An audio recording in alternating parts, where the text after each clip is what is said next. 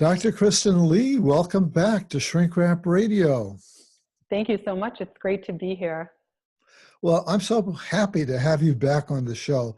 Last time we spoke about your book, Reset, which was all about dealing with stress and burnout. And this time we're going to focus on your new book, which I think is about to come out, right?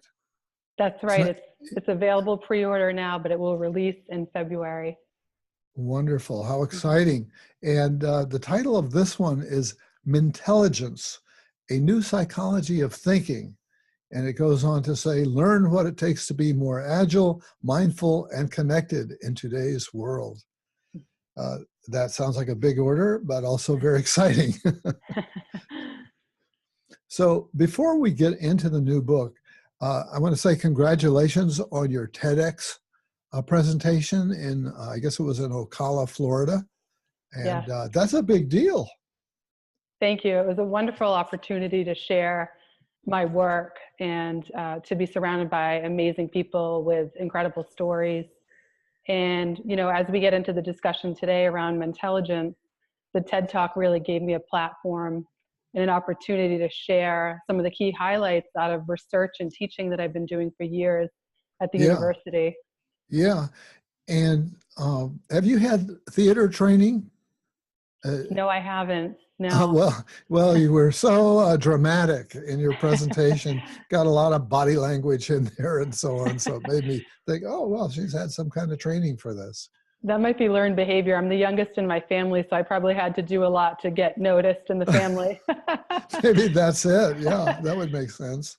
But I've also had the privilege of, you know, traveling around the world to share my message. And so I think just in speaking with so many folks, you learn to develop deep insight and perspective as a result. But then also, I think we also need a sense of humor. It's such an important part of resilience and communicating, because so much of what we're dealing with is so heavy. And so I made an effort to really use a lot of humor, especially self-depreciating humor. Sure. That I think helps people connect, knowing that, you know, none of us have it all together every minute of the day. Yeah, and that's one of the things I like about both your presentation and your book, is that you kind of acknowledge that quite a bit, which certainly makes me feel more comfortable. I know I don't have it together all the time. Mm-hmm. Your TEDx presentation seemed to be about encouraging people to have the courage to be authentic, to be real, to not worry so much about their self-image, and to move away from preoccupation with self to more of an us orientation. Does that pretty much capture it? That's exactly right. You know, we're inundated with messages that we have to hyper-perform or be airbrushed everywhere we go. And, you know, authentic is like a lot of buzzwords that come up that kind of become trite and overused. And, you know, everyone's trying to grasp that how we can show up as our real self, but often that gets sabotaged in light of social media, you know, just everything that's propagated within the news. And, you know, just these notions that we have to start a nonprofit by the time we're 12 or look like the Kardashians. You know, there's all these ideas that are swirling all the time that get into our consciousness and erode our sense of self, our identities, and our well-being. Yeah. And I think your book goes into those areas. It really fits very well from the TEDx presentation that you did. I kind of realized after some reflection. I'm wondering, was there anything going on in your life to trigger this book? Absolutely. So one of the ways I describe it is that I underwent what I call a soul excavation.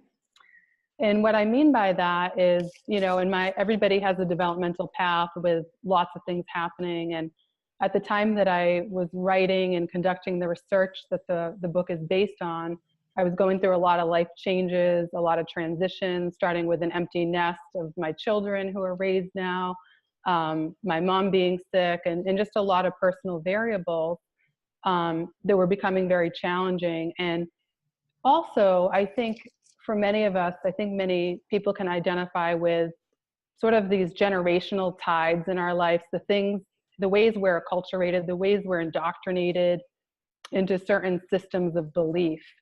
And, Dave, as we think about indoctrination, a lot of times that automatically comes up in terms of religion. And I kind of got into higher ed 8 years ago after working as a clinician for the past 22 years.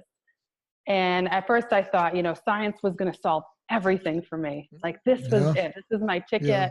Because I had been brought up in a very restrictive religious tradition where there's a lot of good things, a lot of great values, but there were holes. And so for me, I started to get really involved with my students, trying to look at these notions of identity and of resilience and what was contributing to us flourishing in life and what was getting in the way. And I was recognizing that indoctrination really goes across society. All of our social structures and institutions, we're told we have to look a certain way, we have to behave according to gender expectations. And there's just so much that we're being sold about who we're supposed to be. And I was seeing so much evidence in my students, the patients that I was serving, and then in my own life that I realized, we need to look at things a little bit differently. So one of the ways I talk about my work is that we can rethink our way to the good life. And, as positive psychologists talk a lot about human flourishing and this notion of the good life. But again, in our world, we're often taught it's a goods life, it's consumerism, it's the stuff we have, or it's the letters after our name, or it's status. And what we know from a scientific perspective is those are not the things that actually bring on human happiness at all. And in fact, they're the things that often get in the way and disrupt it. Yeah. Now you mentioned your students and you refer to it as your research. And in fact, I guess this book partly arises out of, it became a research project springing from a class that you were teaching, a graduate course, I gather. That's right. To MBA types. So is that the course? So they were across various graduate programs where I was teaching, but most of them in organizational communication studies. And what happened was my boss approached me and he asked me if I'd be willing to teach a personal branding class. And I almost hung up on him when he asked me this. I thought, is it going to be like this creepy sales pitch and that they have to start their own nonprofit by the time they're 12 and, just all this hyper performance stuff. And I didn't want anything to do with it, but I agreed. And as we got into it, I saw students doing exactly some of the things that concerned me, kind of holding up their will work for A signs, right? Like I'll do anything to get that A. And, just ideas around what it means to be worthy in today's market. But then as I started to read my students' papers and start to really look at how they were defining authentic, I realized that many of them had overcome, the bait that society was trying to hook them in with. And they had started to recognize that in order for them to really flourish, in order for them to really feel a strong sense of purpose and impact, they had to move away from the me stuff and move to more of a we mindset. And so what happened, when I started to see all this come through, I immediately filed an IRB and then started, which is a little bit, I think, in hindsight. A lot of people won't know what an IRB is. Yeah, so an IRB is the application that you need to conduct human research. Right. So the students, their stories were so powerful and so poignant, and I wanted to capture what they were telling me. So it ended up launching me into this grounded theory research study, which basically helps you go on this excavation, an expedition, if you will, in order to form a new theory. And the theory really, again, just in layman's terms, is moving from I to we. It's collective efficacy, rather than sometimes the way we've thought about it. Like Albert Bandura, for example, great social psychologist, talks about self-efficacy.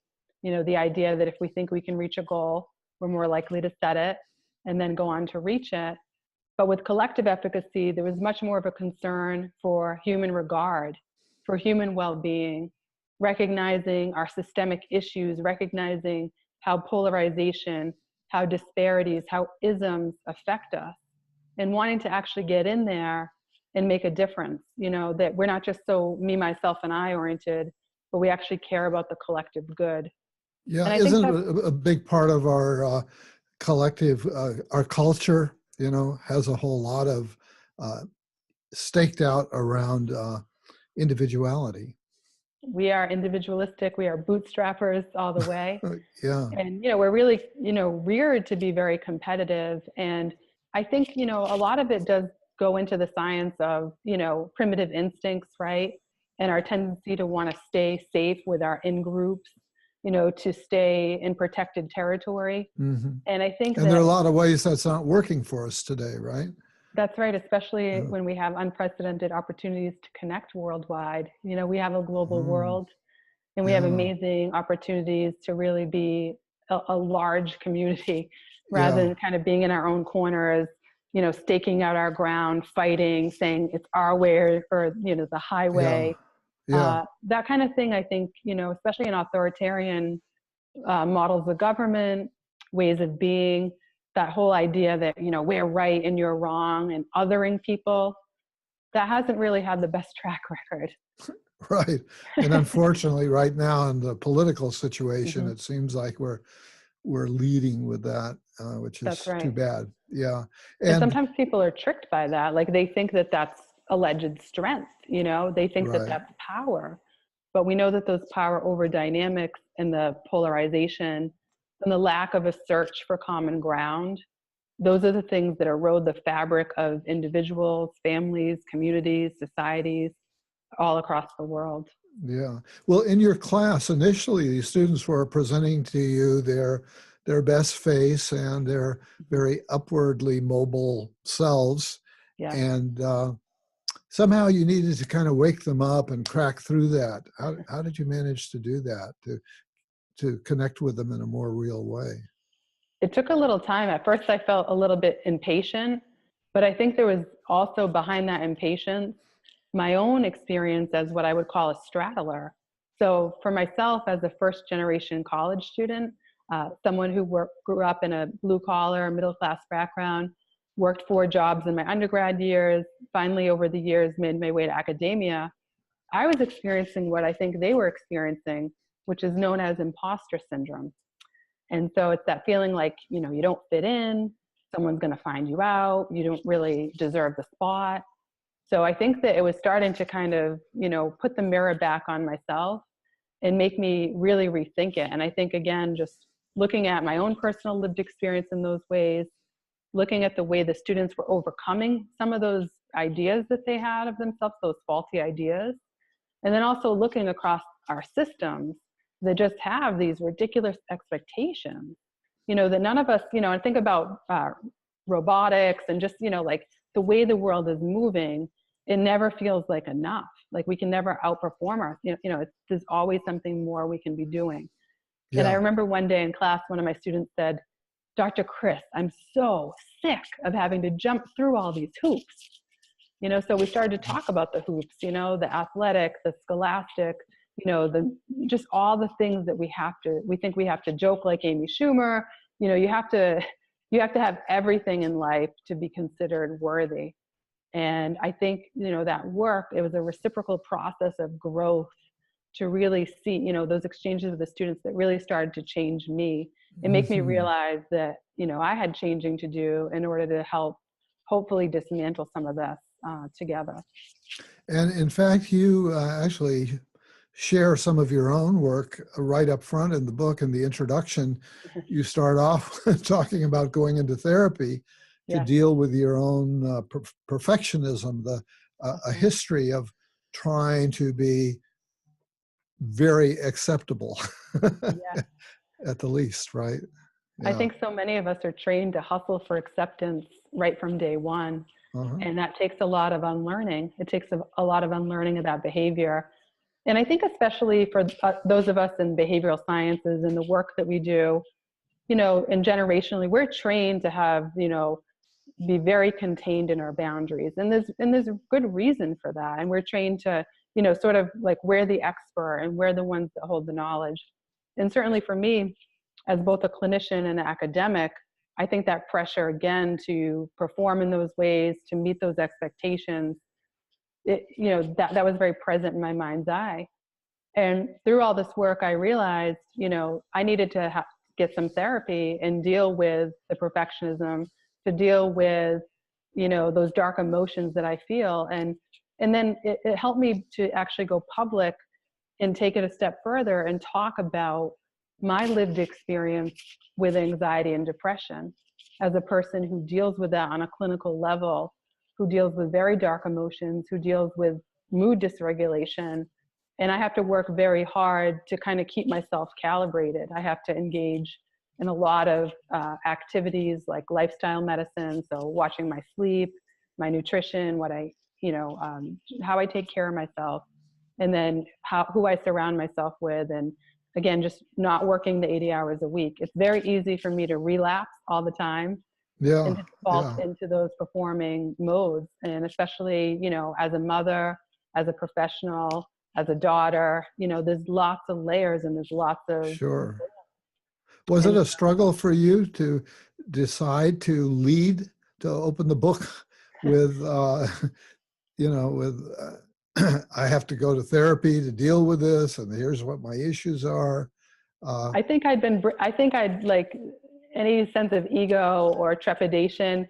I think that had been worn down through the years, and especially over the past few years, because I've traveled with so many amazing souls out there.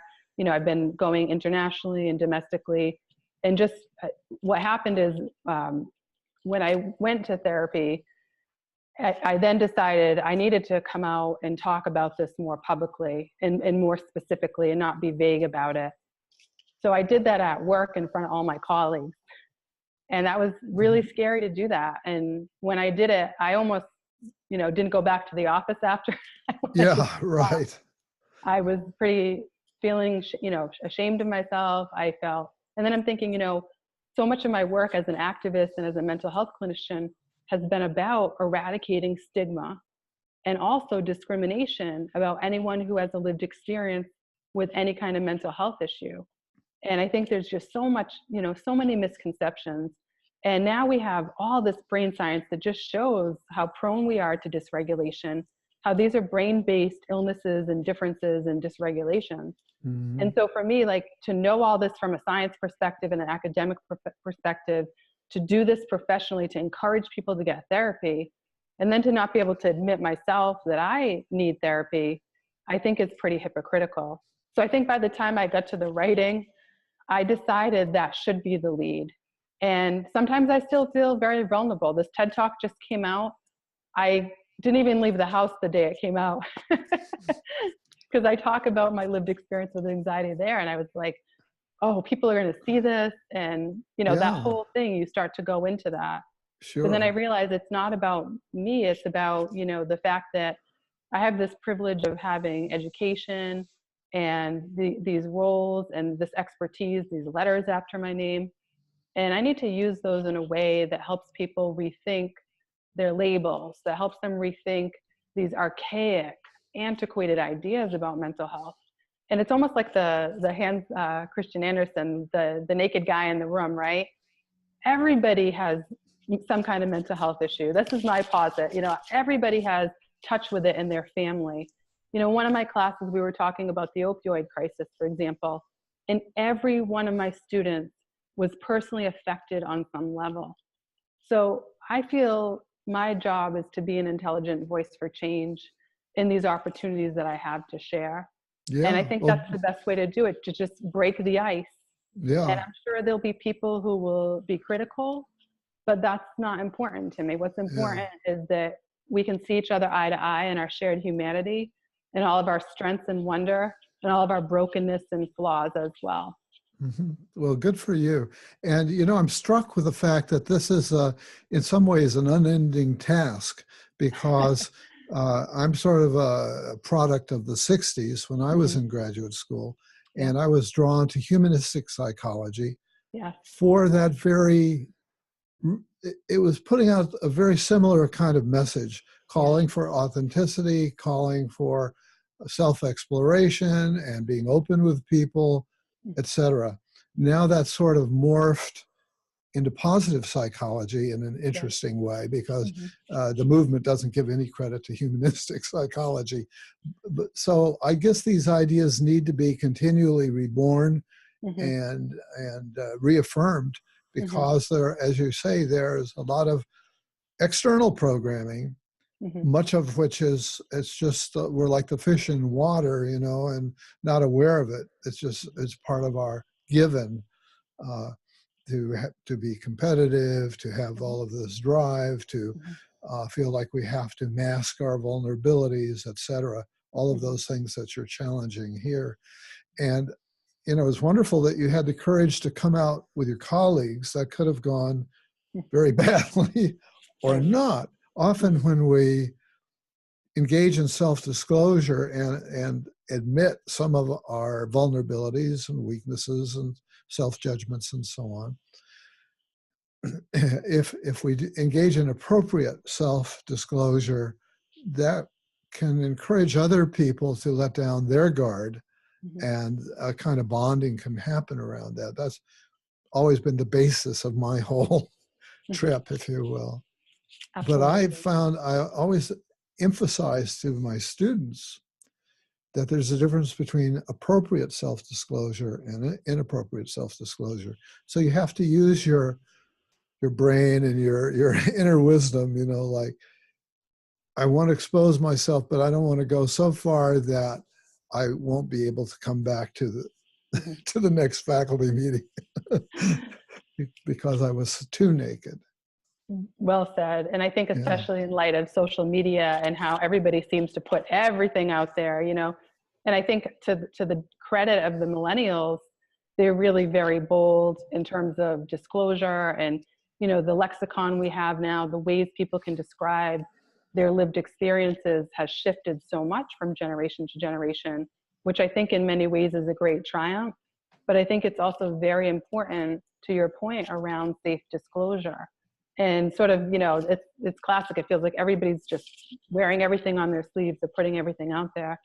I think we need to, you know, again, keep working to reframe the conversation as thoughtful as we can, you know, to understand, you know, brain science, to understand how our amygdalas work under pressure, to understand primitive instincts, and just all of the things that influence the ways in which we think, the ways in which we engage with one another. And I think, you know, again, I think we're going to continue to see monumental shifts in the way this conversation unfolds and transpires. Yeah. But you know, I think one of the things that intrigues me is that, you know, as you're referring to how the brain works and so on, and this is something I've been struck by in a number of conversations that I've had recently with people who are in the what might be called neuropsychotherapy camp, is that they all lean a lot on education and on educating their clients and saying, hey, this is your brain and here's how it works. And there's a way in which that lifts a lot of the stigma. And that's what I'm hearing you saying as well, that it's not a moral failing. It's got something to do with how we're wired and how our brains work, and that there are vulnerabilities as well as strengths in all of that. That's right. And so it's this whole movement around meta-awareness, metacognition. And metacognition, as you know, simply means thinking about thinking. And that's an amazing gift we have as human beings, that we have the capacity to evaluate our thinking and make needed modifications. So that's really at the heart of my work and my efforts that I use, not only in my own life for my own variables, but with my students, with those I serve, in many, many ways, you know, how we can look at the refinements that we need in order to make better decisions, in order to have a better, you know, new lenses in which we can see ourselves and to see the world. So the title of your book is Mentalligence, kind of a coined word, I gather. Yeah. And so what is Mentalligence? And, you know, why did you choose that word? So it's a fusion of the why words. Did you create that word, I should say? It's a fusion. It's a fusion of the words mental and intelligence. And as you know, there's many frameworks of emotional intelligence, multiple intelligences. Mentalligence, you know, allows us to wield new lenses. It's a new psychology of thinking. So again, it's based on all of this research and teaching work that I've been doing at the university. And so oftentimes, as you know, when you think about human behavior and human functioning, the classic default is to talk about when things aren't going well. We automatically think of a downward spiral, right? Oh, something's gone wrong. It's a downward spiral. So the way that I structure Mentalligence is to harness what positive psychologists talk about, is that we can actually have upward spirals. So in each chapter, which I call sessions, there's an opportunity to unlearn a certain kind of indoctrination and pivot towards a new way of thinking.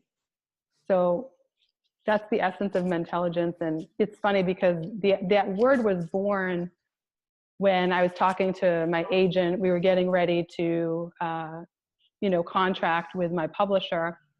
And you know how book titles can be, just coming up with titles and how do you engage with people. And I remember saying, I don't want to lose my intelligence in this. I never want to sort of have this like glammy kind of title or something that's not going to be substantive. So I kept thinking a lot about the words mental and mental health. And, again, that's all my life's work, and how there's so much connotation around that word, both words, mental and intelligence. So I really wanted to create that fusion and help people rethink those terms. And again, even I know that you live and breathe and eat psychology, right? And if we look at many of the foundations of psychology, they've been overturned by new science and new evidence-based ways of thinking. So even in the book, I talk about things like the Rorschach ink blot test, how that was created, and how there's even practitioners to this day that still use that as an allegedly valid way of measuring someone's perceptions. And what I try to point out throughout is these ideas that a lot of these things we make judgments on that we believe are the basis for evaluation are subjective. They don't really tell the whole picture of human essence, of human capabilities, of human multidimensionality. And so we really need, again, to be able to rethink things in order to do that spiraling up, in order to be able to unlearn old behavior, unlearn old paradigms, and think about how they persist in therapy rooms, classrooms, boardrooms, living rooms, like all across the board. A lot of times we're basing our knowledge on stuff that has already been proven inaccurate and subjective. And that's actually not just like an interesting or clever fact, that's actually dangerous. And the other thing that I write about, and I'm very concerned with, is if you look across even academic literature that's peer-reviewed, that's solid, that's substantive, even that is being called weird. So weird is an acronym that stands for Western, educated, industrialized, rich, and democratic nation. So a lot of the research, we're even basing like our assessment of the human condition and whatnot. So you're saying there's an unconscious bias there? Is that what you're saying? That's right. That's right. We're not really getting like the full slice of human experience and of human spectrum. Amen. And then than the news, then the news is basing it just everything. I call it the fluff. So I'm from Boston, as you know, and the state sandwich here is a fluffernutter. Have you ever seen this at all? No, I've been in Boston, but a fluffernutter? Oh, it's terrible. It's peanut butter on white bread with this stuff called fluff. So it's this white, gooey, sugary, like it's all sugar. And a lot of times, even in psychological realms, there's that pop psychology, there's that fluff. And we're not getting the protein and the substance of empirical evidence-based studies. And then, you translate that, you can talk about that within the ivory tower, right? But then if you take that onto the road and you think about the news and people's agendas and the ways that they're reporting alleged truth, we're really not doing the thinking we need and getting the information we need to live good lives, to live lives that are characterized by connection and presence with each other and creativity.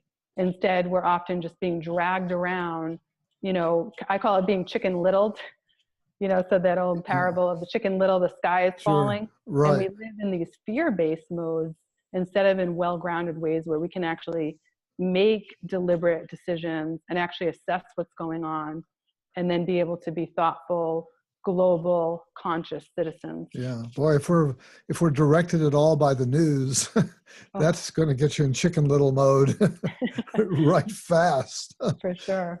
one of the things that I loved is when you write, we should be skeptical of any advice that makes big promises or overemphasizes life's complexity to a simple 1, 2, 3 solution. There's no quick X one size fits all formula to crack life's code. Mm-hmm. And so I think that's a great statement in a self-help book. It sort of tempers it. That's It's right. saying, you know, because your book in some ways is a Jeremiad. It's like you're on a campaign, you know, to wake people up and to have them shed the scales from their eyes and look reality head on and be brave in terms of self-disclosure and so on. But at the same time, you're saying this isn't necessarily the end all be all. As a matter of fact, at the end of your book, you've got a disclaimer that kind of says, hey, you don't have to agree with everything I've said. And if you disagree, that's great. And stand up for that, you know, and learn more about that. And what's the substance behind that? So I like both your passion that comes through, but also your humility and attempt to find that place of balance, which I think really, really happens in your book. Getting into your book a bit more, you've divided it into 4 sections. And each section, I was going to ask you sessions, but the sessions are really like little homework kind of thing, or exercises for people to kind of write and think about, do some self-reflection. And so if I can step you through the parts of the book and ask you some questions about them, the 4 sections are, the first section is called the waking up sessions. The second section is the tuning in sessions, and the third is the breaking out sessions, and the fourth is the going beyond sessions. So let's start with part 1, the waking up sessions, which you've subtitled, Find Your Reflective Lens. Waking up from what? Waking up from unconsciousness. And again, this really ties back to the meta-awareness. Is, again, they say that we're taking in the equivalent of 174 newspapers every day. Many people that I know say they're doing the equivalent of 2 or 3 people's jobs. So the pace, the sheer pace of our life, and again, all the things we put on our checklist or we think we have to do, it causes us to perhaps miss the chance to be reflective, to recognize, again, you know, what's happening around us, what's being sold to us, to recognize even our behaviors, our lack of thinking, maybe our abuse of our bodies, or just, you know, that constant breakneck speed. We might be missing, we might be asleep and not aware of the ways that we can actually unlearn, you know, performance-based indoctrination or me, myself, and I indoctrination, and become more agile, become more aware of, you know, again, what my research overwhelmingly revealed, and so much of the literature affirms, is that when we move from performance to impact, that's when we get to the good life. So just waking up from, again, all the noise. I think a lot of times we just shut down, or we think it's just going to be too hard to accomplish any kind of positive behavioral change. So waking up is learning to be more meta-aware, more reflective, you know, more able to pivot away from the things that just cause us to not be effective as human beings. Yeah, you use the metaphor of that we're sleepwalkers. That we're kind of, I guess we're going where our culture, our family has kind of pointed us, and sometimes with a kind of automaticity. I think that's a word. And so you're called, when you talk about the reflective lens, you're talking about kind of shifting to, as you say, a meta perspective, looking at our lives, trying to wake up from the parts of us that are just kind of automatic and, okay, what am I doing? Why am I doing this? And why am I doing it this way? Why am I so driven? And I'm thinking about this as I'm asking some of these questions. I mean, here I am with over 700 interviews when I was supposedly retired, you know, and I'm still doing market research too. So mea culpa. As I'm going through this book, I'm realizing, okay, I got a lot of these issues myself that were all, in some ways, we're sort of on the wheel, in the hamster cage, the hamster wheel, right? Absolutely. Going and going and going back to the point about the fluff, and just again, like trying to consider what's being sold towards us, to us, and saying, wait, this isn't actually working for me, or this actually isn't true, or this isn't okay. So, this whole section really gives you chances to think about values. I think that's been, for me, a very pivotal aspect of growth and development. And I require my students there's actually a wonderful inventory called the Values in Action Inventory. And it's by Martin Seligman, the father of positive psychology. Yeah. It's a really great exercise to go through and look at your values and say, do my behaviors line up with my values? And if you do that exercise, it can be simple. You don't have to take that inventory. I love inventories. And by the way, I have a Mentalligence quiz on my website that helps do some of this meta work here, But if we think about our values and to what extent we're living them out, that's going to be a great, kind of what we used to say when we were kids, the 10-finger boost when someone helps you climb the tree.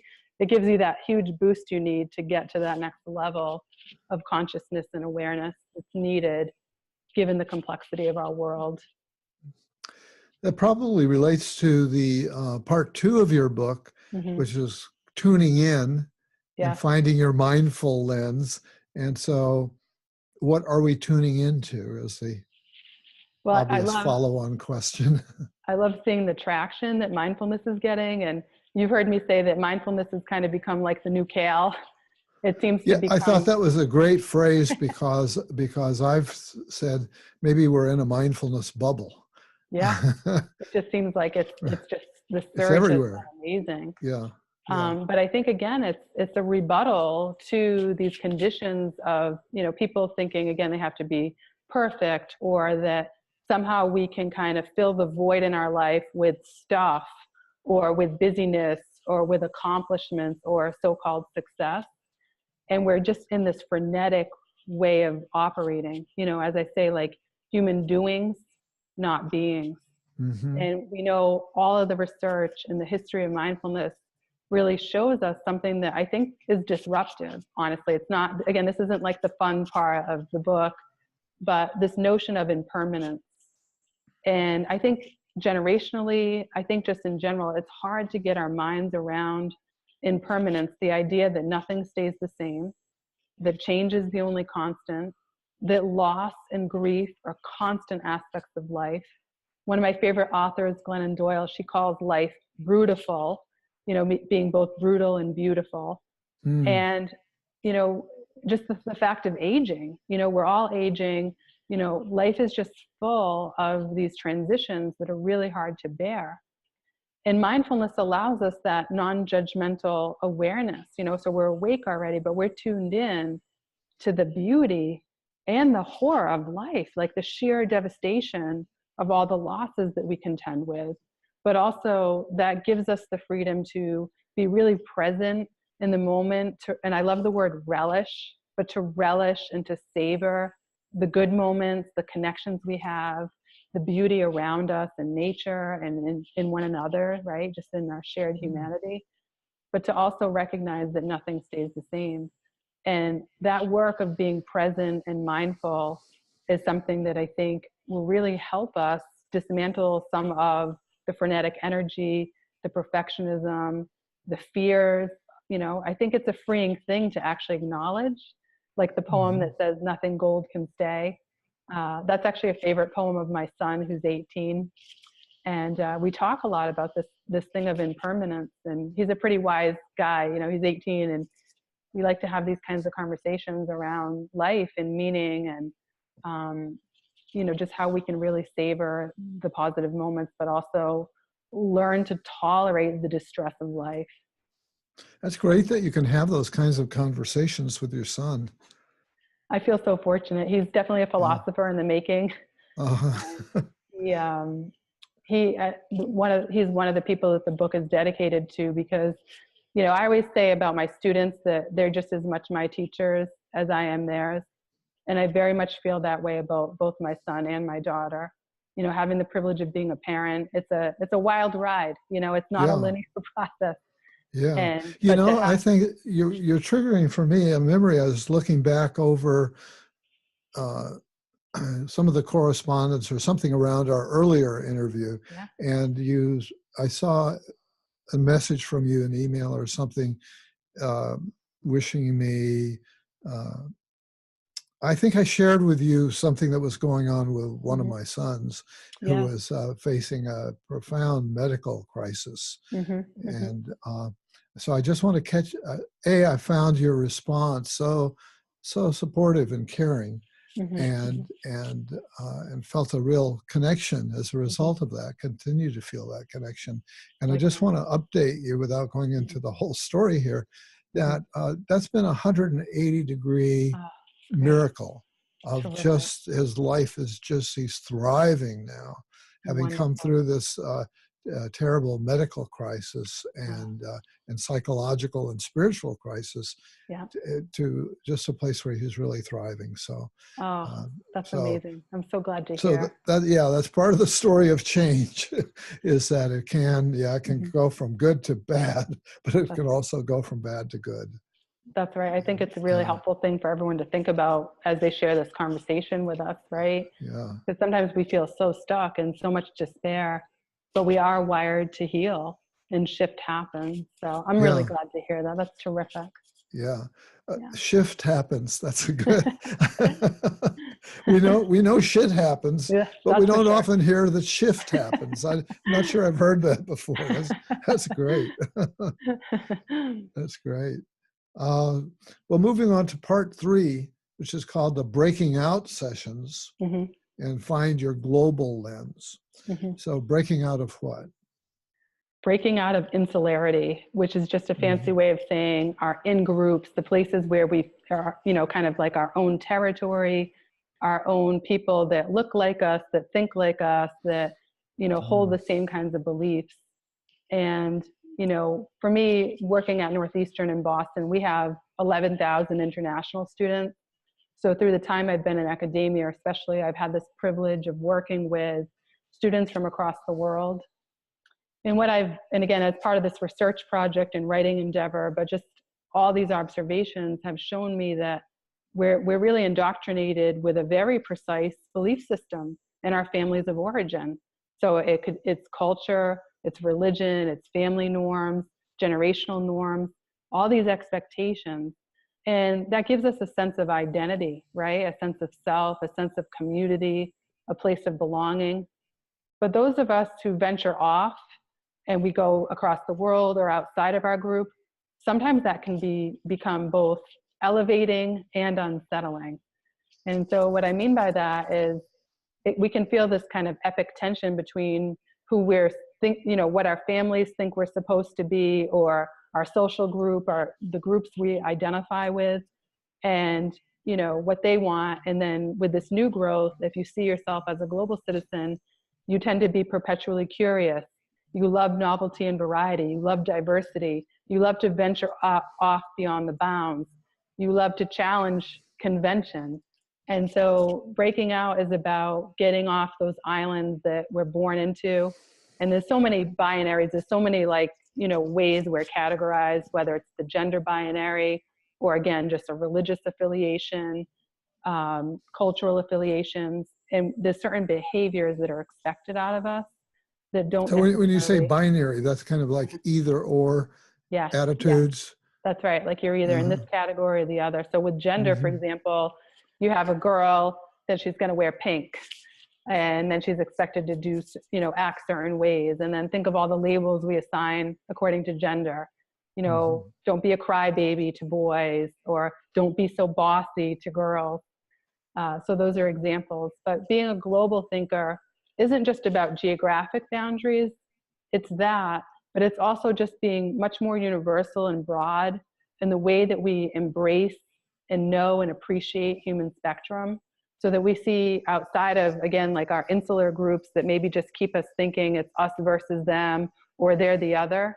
It allows us to seek common ground and to see across humanity that we have a lot more in common than what we realize. Mm-hmm. And that diversity and difference can be appreciated. I think that's, again, one of my biggest pet peeves is the word tolerance. We got to teach tolerance, right?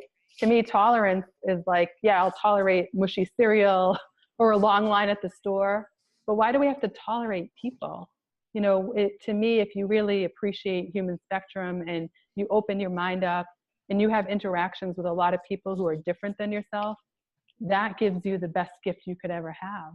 Yeah, you know, this, what you're saying sheds light on the subtitle of the book, mm-hmm. which at first seemed a little bit overreaching, The New Psychology of Thinking. Mm-hmm. But what you're really calling for is that we think differently, that we think mm-hmm. more broadly, more widely, with fewer filters and so on. Mm-hmm. Yeah, so it's really a call. And you talk about the need to purge the Kool-Aid and to get unthrust. And I guess what you're talking about there are all those things that we kind of take for granted, that we've sort of been programmed to as part of our sleepwalk. Mm-hmm. That's right. Do I have that right? You have it right on. Well said. Okay. Mm-hmm. Okay. And to kind of wrap things up, the fourth part of the book is called The Going Beyond mm-hmm. Sessions, Your Imagineering Lens. Yeah. So tell us about that. How do we go beyond? So and what is this Imagineering lens? Yeah. So another word fusion. You can tell I love to play with words, but it's this idea of fusing a new code together and reimagining and engineering a life that works for you. Again, think about just all the choices we have in life, the ways in which we can communicate, move, travel, what we can study, who we can love. There's endless choices. And what's interesting, if you look at research, sometimes too much choice almost seems to overwhelm us mm-hmm. and kind of lead us back to that sleepwalking stage.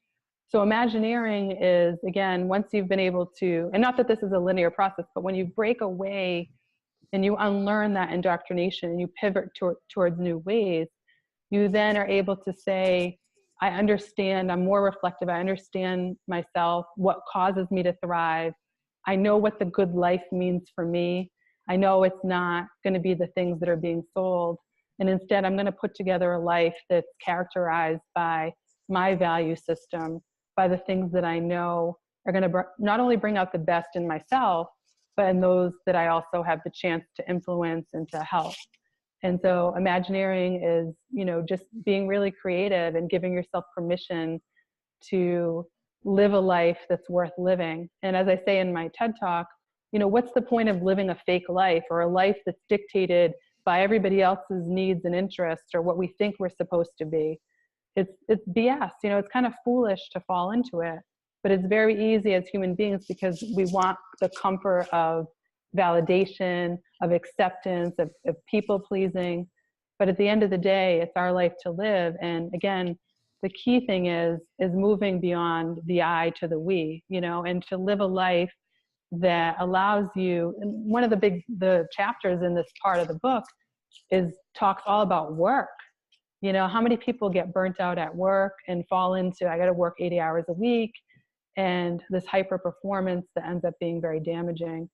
And, you know, I talk about rethinking the way we do things in education, in our work environments, in our families, and you know, really being more creative and imaginative and what's going to work for us and what's going to bring out the best in human potential. We have so much good to harness, and we have so much, you know, new science and new ways of being able to leverage the human condition. And instead, you know, what gets the airtime? It's the negative stuff. It's the polarization. It's all of that. And I think if we can like set that aside, we're going to be able to really, you know, create a life that works well, not only for ourselves, but for everybody. So it sounds like despite all the negative stuff that's in the news and that's going on in the world that you are fairly optimistic, that and that your optimism is kind of in the potential that each person has to kind of wake up and to be more present to themselves and to one another.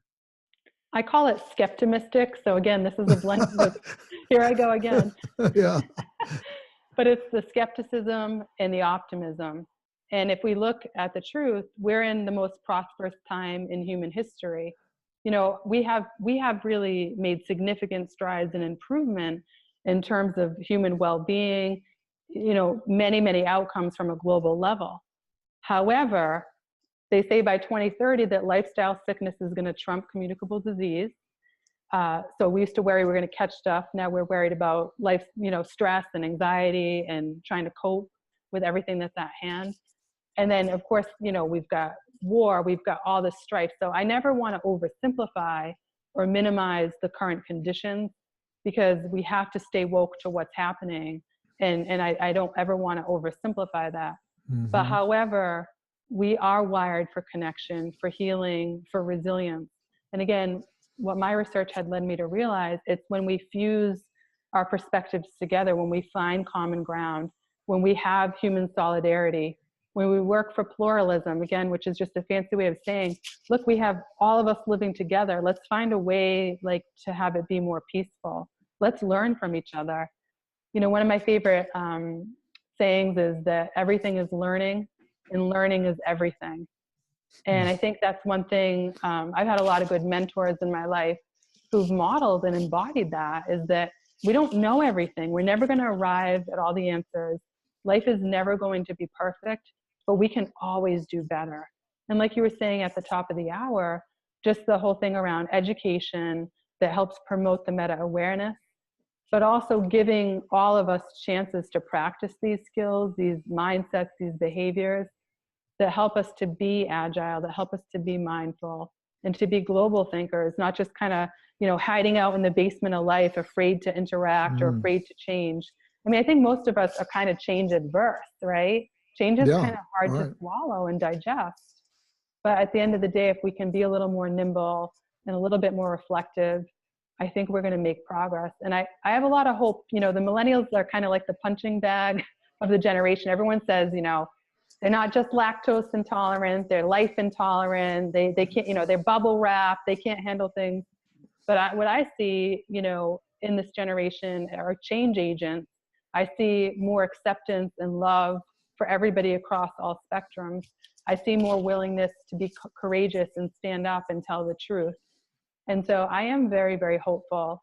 But I think, again, I say that with a measure of caution, because there's an awful lot going on and there's a lot of noise coming at us. And if we're not awake and we're not thinking, it's going to hurt us. It's going to continue to hurt us. Yeah. I love your idea, your word of the Skepta Mist. Yeah. That's such a tightrope that we need to walk, that we're called to walk, you know, between skepticism and optimism. And as an interviewer, as a curator of psychology and ideas for my audience, I'm always sort of in that place of being both skeptical but wanting to be optimistic, having my credulity stretched on the one hand, wanting to stay balanced on the other. So, and I guess there is no solution to that other than to just be as mindful as one can be, and as explicit about that, and as you, that early sort of quotes, there's no easy answer, so there's no easy formula, and we're all kind of one foot in front of the other, doing our best to move ahead. Yeah. You know, I love the acknowledgement section at the end of your book. You know, often, like many of us, I think, skip to the end of the book often to see, well, what's there, you know? And you have this long acknowledgments, list of acknowledgments where you're thanking people for all sorts of things. And I found it compelling to read. I don't know any of the people that you're thanking, But what comes through is your generosity of spirit and your vivaciousness and energy in that section right there. Is just a beautiful thing to see and to read. Thank you. I feel very, very grateful to be in community with so many great thinkers and just so many people in my life that have taught me so much and helped me unlearn some of my own stuff and move forward in a better way. And I think especially, my students, my children, and then also, this is like a unique thing that I'd never done before, but I was really acknowledging my relatives who've passed away and a friend of mine who passed away. And this is sort of the fusion part for me because, again, at the beginning of my journey, I'm so in my head and so intellectually driven, but I felt like this was also very much a spiritually integrated endeavor.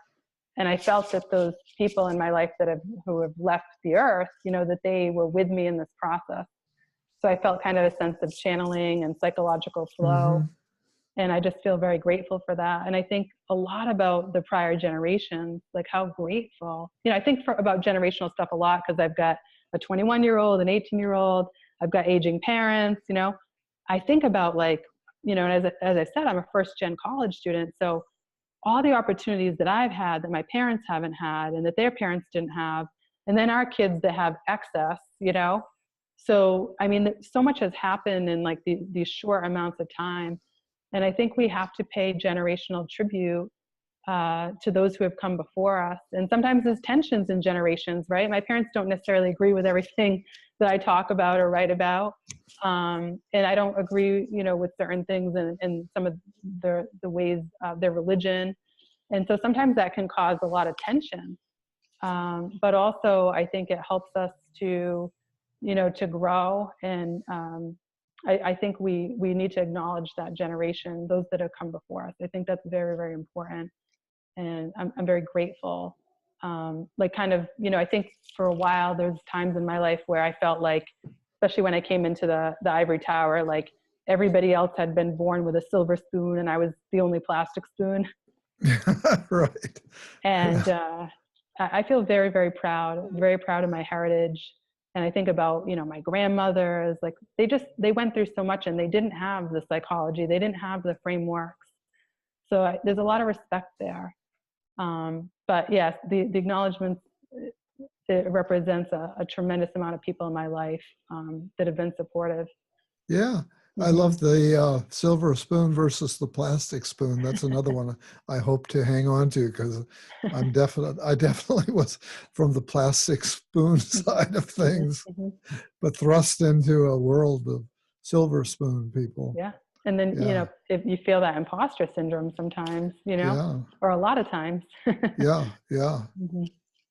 Yeah, it triggers lots of stories. Maybe I'll put some of that into my commentary on this interview. I think this is a good place maybe for us to wind it up. Okay. It feels delightful to be in touch with you again. Likewise. Yeah, so Dr. Kristen Lee, I want to thank you for being my guest once again on Shrink Wrap Radio. Thank you, Dave. Take care.